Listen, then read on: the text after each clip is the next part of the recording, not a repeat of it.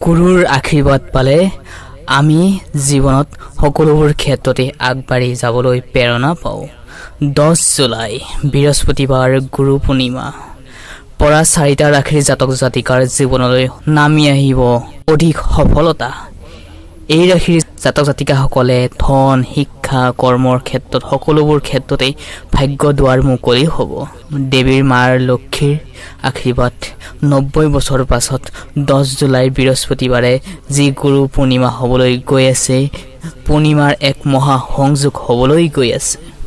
নমস্কাৰ প্ৰিয় বন্ধু বান্ধৱীসকল, পুনৰ এক গুৰুত্বপূৰ্ণ ভিডিঅ'লৈ আপোনালোকক আকৌ আমাৰ ইউটিউব চেনেলটিলৈ আদৰিছোঁ।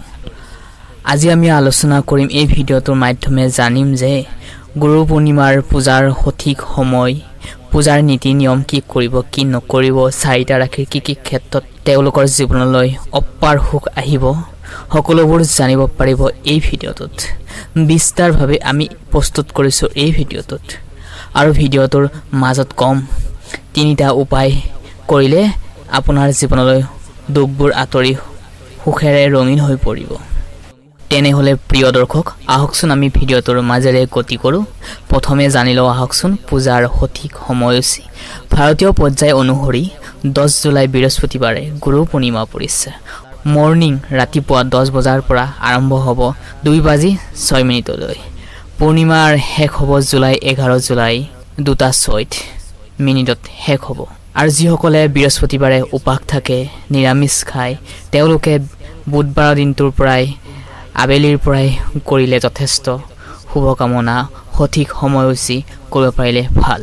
পঞ্জিকা অনুসৰি আহাৰ মাহৰ শুক্ল পক্ষৰ পূৰ্ণিমা তিথিৰ দিনাই পালন কৰা হয়। বৃহস্পতিবাৰে দিনটোত ৰাতিপুৱা শুই উঠি সোনকালে গা ধুই ল'ব আৰু তুলসী গছৰ গুৰিত 5 গছি ঘিউৰ চাকি দিব। আপোনাৰ হিচাপে আপুনি দিব পাৰিব, এটা চাকি দিলেও হ'ব, 5 গছি দিব পাৰিলে খুবেই ভাল। এই পবিত্ৰ দিনটোত মা দেউতাৰ সেৱা কৰিব আৰু আপোনাৰ প্ৰিয় গুৰুজনকো সেৱা কৰিব। গুৰু পূৰ্ণিমাৰ পালন কৰিব পাৰিলে ব্যক্তিৰ জীৱনলৈ সুখ শান্তিৰে ভৰি পৰে। এই দিনটোত গুৰুৰ মন্ত্ৰ জপ কৰক। যিসকলে এই যি মন্ত্ৰ লৈছে, গুৰুৰ মন্ত্ৰ লৈছে, তেওঁলোকে নিজৰ জপ কৰক এই দিনটোত। বিশেষকৈ যি মন্ত্ৰ দিছে গুৰুজীয়ে।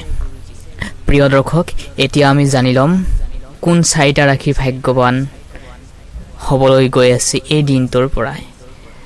তাৰ আগতে আপোনালোক সৰুকৈ অনুৰোধ জনাব বিচাৰিছোঁ, যদিহে ইতিমধ্যে আমাৰ চেনেলটি ছাবস্ক্ৰাইব কৰি থোৱা নাই, তেনেহ'লে চেনেলটি ছাবস্ক্ৰাইব কৰি থ'বলৈ একেবাৰে নাপাহৰিব। আপোনাৰ অলপ মৰমে আমাৰ নতুন কণ্টেণ্ট বনাবলৈ উৎসাহিত কৰে। তেনেহ'লে আহকচোন আমি 4টা ৰাশিৰ বিষয়ে আলোচনা কৰোঁ। প্ৰথম ভাগ্যৱান ৰাশিটো হৈছে বৃষ ৰাশি। বৃষ ৰাশিৰ জাতক জাতিকাসকলৰ কাৰণে এইবাৰ গুৰু পূৰ্ণিমাৰ খুবেই গুৰুত্বপূৰ্ণ হ'বলৈ গৈ আছে।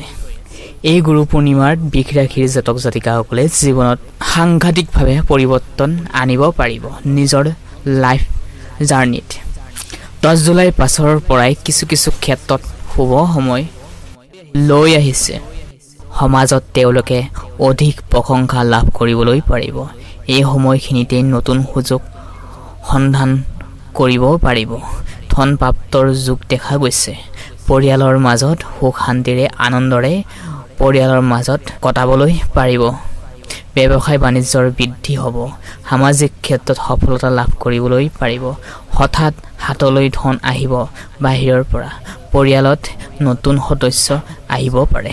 যিসকলে বিবাহিত হয়, মনে বিচৰা প্ৰেম লাভ ৰিলেশ্যনশ্বিপত যথেষ্ট চাপত পাব। এই সময়ছোৱাত বৃষ ৰাশিৰ জাতক জাতিকাৰ খুবেই ভাল। আপোনাৰ ৰাশি সম্পূৰ্ণ জীৱন বিশ্লেষণ ইতিমধ্যে আমি আমাৰ ইউটিউব চেনেল প্লেলিষ্ট বনাই থৈ দিছোঁ। যদিহে আপোনাৰ ৰাশিটো যদি চাব বিচাৰে সম্পূৰ্ণ জন্মৰ পৰা মৃত্যুলৈ, তেনেহ'লে আমাৰ ইউটিউব চেনেল প্লেলিষ্টত গৈ চাব পাৰে। এইবাৰ আমি জানি লওঁ আহকচোন দ্বিতীয় ভাগ্যৱান ৰাশিটোলৈ। দ্বিতীয় ভাগ্যৱান ৰাশিটো হৈছে কুম্ভ ৰাশি। গুৰু পূৰ্ণিমাৰ কুম্ভ ৰাশিৰ জাতক জাতিকাসকলৰ বাবে এটা নতুন জ্ঞান পথ মুকলি হ'ব। শিক্ষাৰ ক্ষেত্ৰত যথেষ্ট তেওঁলোকে জ্ঞান অৰ্জন কৰিবলৈ পাৰিব। ডাঙৰৰ পৰা সন্মানো পাব। মানসিক শান্তি পাব। কৰ্মৰ ক্ষেত্ৰত উন্নতি হ'বলৈ পাৰিব। পুৰণি প্ৰতিযোগিতামূলক পৰীক্ষাত যদি আপুনি সফল হ'বলৈ পৰা নাই তেনেহ'লে এই বাকী থকা 6 মাহৰ ক্ষেত্ৰত বাকী থকা 6 মাহ যথেষ্ট কষ্ট কৰক কৰ্ম কৰক আপোনাৰ ভাগ্য কৰ্মৰ জৰিয়তে উজলি উঠিব ভাগ্যৰ সহায় লাভ কৰি মানসিকভাৱে আপুনি শান্তিত থাকিবলৈ পাৰিব অজস্ৰ ধনৰ যোগো দেখা গৈছে প্ৰিয় দৰ্শক সেয়েহে কৰ্ম কৰিব লাগিব স্বাস্থ্যৰ ক্ষেত্ৰতো সজাগ হৈ চলিব লাগিব গুৰুত্ব দিব লাগিব স্বাস্থ্য কাৰণ স্বাস্থ্যটো আপোনাৰ হয় বেলেগৰ নহয় স্বাস্থ্যৰ ধ্যান ৰখাটো খুবেই দৰকাৰ এবাৰ আমি আহিছো তৃতীয় ভাগ্যৱান ৰাশিটোলৈ ধনুৰাশি ধনুৰাশিৰ জাতক জাতিকাসকলৰ গুৰুৰ গ্ৰহৰ ৰাশিৰ বিশেষ আশীৰ্বাদ অধিকাৰী গুৰুৰ পূৰ্ণিমাৰ দিনটো ধনুৰাশিৰ বাবে এক বিশেষ অত্যন্ত শুভ দিন হ'বলৈ গৈ আছে এই দিনত আপোনাৰ আটাইতকৈ পছন্দৰ কাম সফল হ'বলৈ পাৰিব ছাত্ৰ ছাত্ৰীসকলৰ বাবে বিশেষে সংযোগ লৈ আহিছে পঢ়া শুনাৰ উচিত পৰীক্ষাত সফলতা হ'বলৈ পাৰিব যিসকলে বিদেশত যাব বিচাৰে তেওঁলোকৰ বাবে সুখবৰ লৈ আহিছে মানসিকভাৱে উন্নতি হ'বলৈ পাৰিব মনৰ ভিতৰত সংযোগবোৰ আঁতৰি নিগেটিভ এনাৰ্জিবোৰ আঁতৰি নিগেটিভ দুৰ্বলবোৰ আঁতৰি আত্মবিশ্বাস ৰাখি নিজৰ কৰ্মৰ ক্ষেত্ৰত উন্নতি হ'বলৈ পাৰিব ধনুৰাশিৰ গুৰুৰ গ্ৰহৰ নিজা ৰাশি আৰু এই দিনত আপোনাৰ আটাইতকৈ পছন্দৰ কাম সফল হ'বলৈ গৈ আছে কেৱল ধৈৰ্য ৰাখিব লাগিব প্ৰিয় দৰ্শক এইবাৰ আমি অন্তিমটো ভাগ্যৱান ৰাশিটোলৈ আহিছোঁ অন্তিমটো ভাগ্যৱান ৰাশিটো আছে সিংহ ৰাশি গুৰুজনক আশীৰ্বাদে জীৱন সলনি কৰি দিব আপোনাৰ সেয়েহে জীৱনত যদি আপোনাৰ গুৰু নাই তেনেহ'লে গুৰু বাছি লওক মানসিক অশান্তিবোৰ দূৰ হ'বলৈ নিজৰ ওপৰত বিলিভ ৰাখক ধন টকা পইচাবোৰ অযথা খৰচত বাহিৰা জাগাত খৰচ নকৰিব সিংহ ৰাশিৰ বাবে গুৰুৰ পূৰ্ণিমাৰ দিনটোৰ পৰাই আত্মবিশ্বাস বৃদ্ধি হ'বলৈ গৈ আছে নিজৰ মনৰ পৰা আপুনি যিকোনো কৰ্মৰ ক্ষেত্ৰত আগবাঢ়ি যাবলৈ পাৰিব সুখ সন্তানৰ ক্ষেত্ৰত সুখবৰ পাব কৰ্মৰ জীৱনত পদ উন্নতি হ'ব পাৰিব সফলতা হ'ব পাৰিব যাত্ৰা অধ্যয়নিক জ্ঞানৰ ধাৰ্মিক স্থান ভ্ৰমণ হ'ব পাৰে বিশেষকৈ পবিত্ৰ স্থান বা আশ্ৰমত গ'লে মানসিক শান্তি আৰু শক্তি লাভ হ'বলৈ গৈ আছে সেয়ে আশ্ৰম বা কোনো স্থানত মন্দিৰত গৈ আপুনি ভ্ৰমণ কৰাৰো যোগ দেখা পোৱা গৈছে প্ৰিয় দৰ্শক তেনেহ'লে আজি এই গুৰুত্বপূৰ্ণ ভিডিঅ'টোৰ পৰা আমি বিদায় মাগিছোঁ আপোনালোকৰ জীৱনটোত সুখ